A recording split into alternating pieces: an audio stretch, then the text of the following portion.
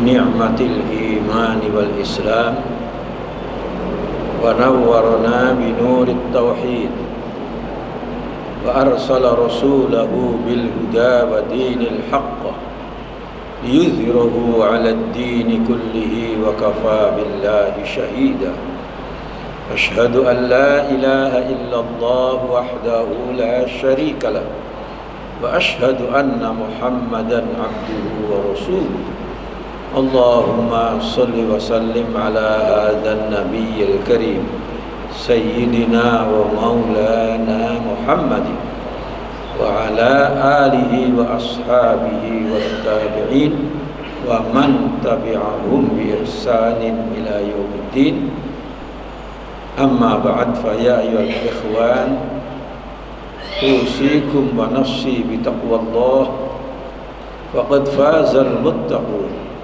وأحثكم على طاعته لعلكم ترحمون قال الله تعالى في القرآن الكريم أقم الصلاة لدلوك الشمس إلى غسق الليل وقرآن الفجر إن قرآن الفجر كان مشهودا صدق الله العظيم. Bapak-bapak, saudara-saudara, para jamaah yang kami cintai, pada setiap tahun dan bahkan setiap saat umat Islam seluruh dunia memperingati dan mengenang hari maulidnya Nabi besar Muhammad SAW. Peringatan itu begitu merebak dari istana negara sampai kubu-kubu kereot di kampung, dari bangunan-bangunan yang megah, bangunan pencakar langit, sampai di pedesaan-pedesaan, bahkan sampai di pinggir-pinggir kali. Mengapa demikian para jemaah sekalian? Itulah menunjukkan bahwa Rasulullah SAW adalah manusia yang paling agung.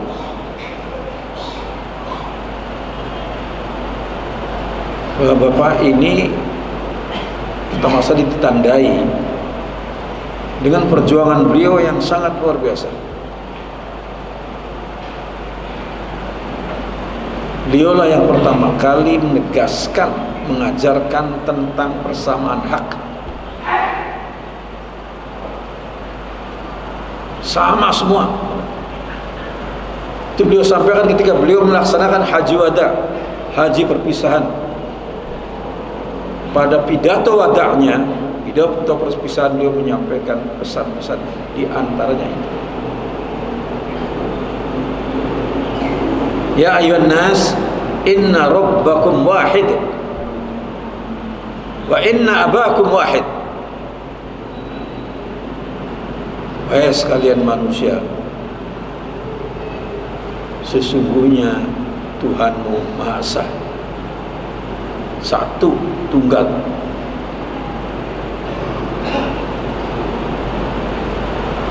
Nenek moyangmu atau kakek moyangmu juga satu. Kullukum li Adam wa Adamu min turab. Kamu semua berasal dari Adam, dan Adam berasal dari tanah. Beliau belum cukup sampai di situ, Pak. Beliau jelaskan lagi lebih jauh.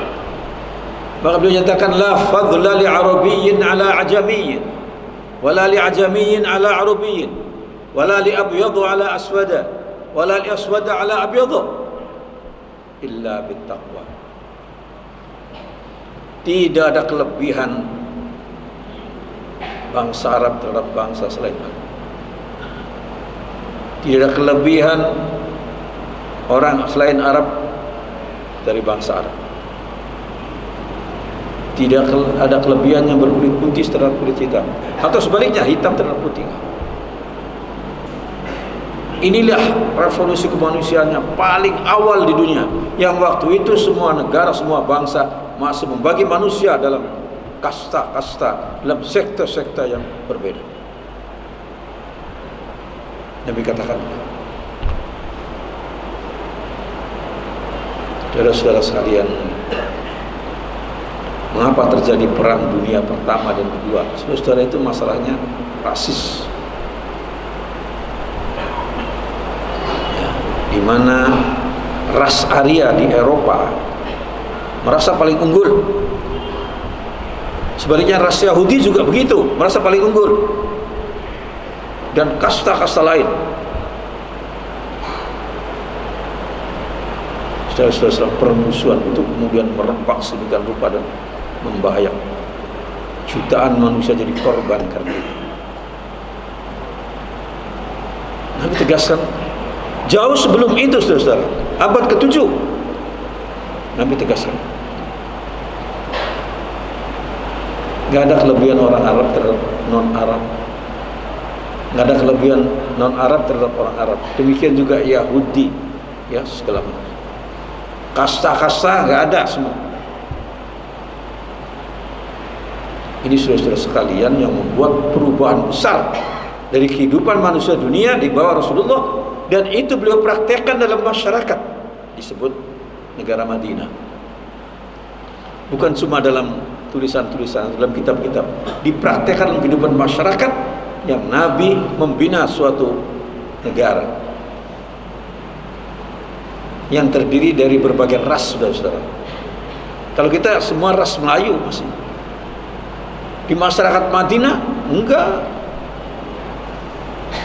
Ada ras Arab, ada ras Yahudi, ada ras Negro, ada ras Sasanid, ada ras Arya, ada ras kulit kuning.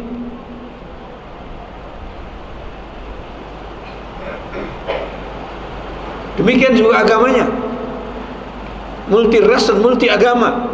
Islam, Yahudi, Nasrani, Sabi'in.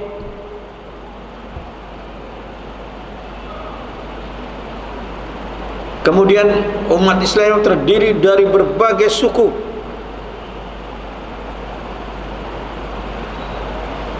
Ada imigran dari Madinah disebut kaum muhajirin.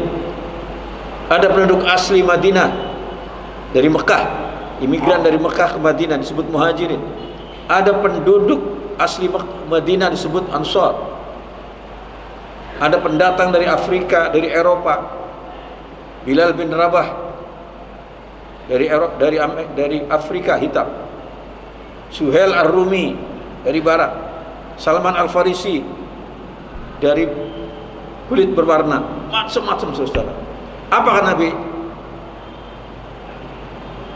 Innahum ummatun wahidah. Mereka semua itu dalam berbagai ras, bangsa dan suku, dalam berbagai agama adalah ummatun wahidah, suatu umat yang satu. Mereka bekerja sama dengan baik. Yang dimusuhi oleh mereka adalah kezaliman, saudara. Itu kezaliman. Siapapun kalau dia zalim, itu harus dimusuhi. Ini pada zaman sekalian yang besar. Maka kalau kita masih ribut masalah nasab, masalah keturunan, saudara-saudara, itu kembali ke masa jahiliyah. Ya. Maka ditegaskan dalam Al-Quran, ya ayyuhan nas, inna khalaqnakum min dzakari wa unsa wa ja'alnakum syu'uban wa qabaila lita'arafu. Wahai sekalian manusia, kami ciptakan kamu dari seorang pria dan seorang wanita. Lalu kami bangkitkan dari keduanya laki-laki yang banyak dan perempuan yang banyak. Kami jadikan berbagai macam ras, bangsa dan suku, semua lita'arafu, untuk saling kenal mengenal, saling menyayangi, saling mengasihi sama mereka. Inna akramakum 'indallahi atqakum. Yang paling mulia di antara kalian adalah yang paling bertakwa. Bukan ras ini, bukan ras itu, saudara. Bukan dari nasab ini, nasab itu, bukan. Yang paling bertakwa. Ini yang ditegakkan oleh Rasulullah. Itulah para jemaah sekalian. Saudara-saudara, itu abad ke-7, bayangkan. Jadi luar biasa, ya. Perubahan, revolusi besar-besaran yang Rasulullah adalah di antaranya. Yang kedua, saudara-saudara sekalian, Nabi Muhammad itu adalah seorang Rasul yang diutus oleh Allah untuk semua umat manusia. Rasul lain diutus untuk bangsanya masing-masing. Muhammad ini. Inna arsalnaka kaffatan linnasi basyira wa nadhira. Sesungguhnya kami utus kau Muhammad kaffatan linnas, untuk semua manusia, untuk memberikan peringatan, berita gembira dan peringatan. Maka misi Rasulullah adalah mengantarkan umat manusia dunia untuk menjalin persatuan dan kesatuan, merajut kasih sayang dan merajut silaturahim bersama kita. Inilah para jamaah sekalian yang ditegaskan. Yang kedua. Yang ketiga, beliau tampil di tengah-tengah masyarakatnya dengan akhlak perangi yang sangat luhur. Akhlak yang sangat mulia. Itu yang membuat semua orang jumpa dengan Nabi tertarik masuk Islam, Bahkan akhirnya yadkhuluna fi dinillahi afwaja. Mereka secara berbondong-bondong dalam jumlah massal yang di mana-mana syahadat massal terjadi, mereka masuk Islam. Saudara sekalian, kita lihat akhlaknya itu. Maka ketika Sayyidah Aisyah ditanya oleh beberapa orang sahabat, kaifa kana khuluqu Rasulillah, wahai Aisyah, bagaimana sesungguhnya akhlak Rasulullah itu? Beliau menjawab dengan tegas, kana khuluquhul Quran. Akhlak Rasulullah adalah Al-Quran. Saudara-saudara, inilah pemimpin masa depan. Kalau orang memiliki akhlak yang baik, pasti dicintai sesama, dan dia akan menjadi pemimpin masa depan. Para jamaah sekalian, bagaimanakah wujud akhlak beliau di tengah-tengah masyarakat, di tengah-tengah umat manusia dunia? Yang pertama sekali, beliau mewujudkan dirinya sebagai orang yang sangat pemalu. Ini kuncinya, akhlak. Semakin tinggi rasa malu seorang, dia semakin akhlaknya mulia. Semakin rendah rasa malunya, semakin gak berakhlak. Gak ada rasa malunya, gak dianggap manusia. Di situ penting. Kalau rasa malunya tinggi, para jamaah sekalian, apalagi kita mau mengambil hal yang haram, atau mau menyembunyikan sesuatu, atau menyakiti, enggak bakal. Malu. Apalagi mau melaksanakan yang haram, melaksanakan yang makruh pun dia malu pada Allah. Ini Rasulullah.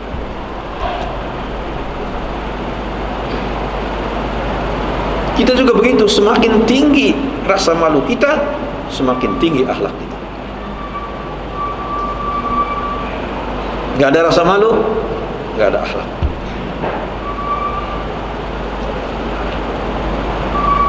Sering orang berbuat maksiat, bahwa perasaannya, gak ada yang tahu ini gitu.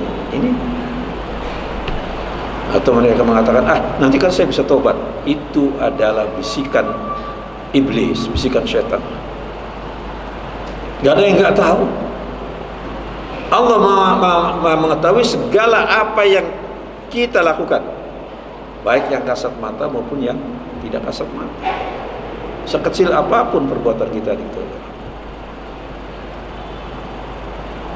Yang kedua, beliau menampilkan diri sebagai orang yang sangat tawadhu, sangat rendah hati, saudara.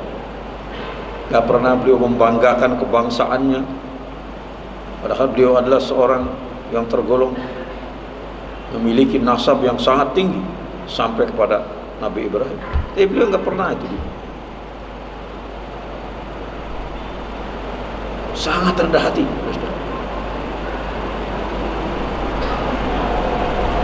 Berkali-kali beliau mengajak dialog dengan orang-orang kelas bawah.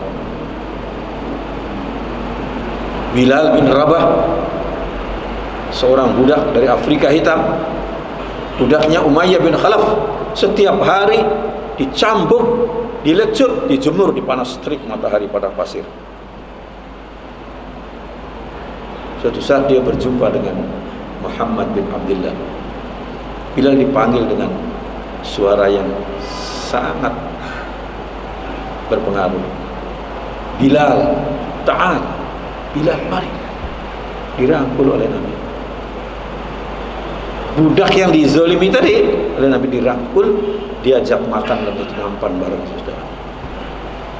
Bilal merasakan betapa mulianya ini. Bangsawan Arab ini betapa mulianya. Sejak itu beliau masuk Islam saudara. Kemudian beliau dibebaskan, ditebus dengan harga yang mahal oleh Abu Bakar As-Siddiq yang menebus pada Umayyah bin Khalaf. Berapapun kamu minta, tebusannya dibayar oleh Allah. Dia menjadi merdeka, kemudian menjadi muazzin Rasulullah SAW. Jadi sikap rendah hatinya itu yang luar biasa. Saudara-saudara, kalau kita jumpai teman-teman kita di sini yang rendah hati, masya Allah, kita tertarik betul. Tapi kalau teman kita angkuh, sombong, songkak, kita pun begitu Pak. Kalau kita songkak, sombong, banyak orang membenci kita, tidak simpati pada kita. Kalau kita bersikap rendah hati, insya Allah.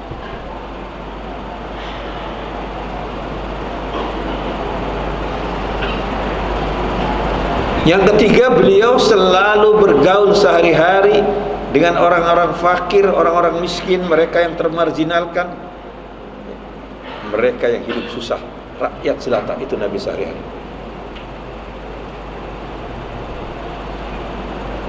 Setiap ada orang yang wafat di lingkungannya, dialah yang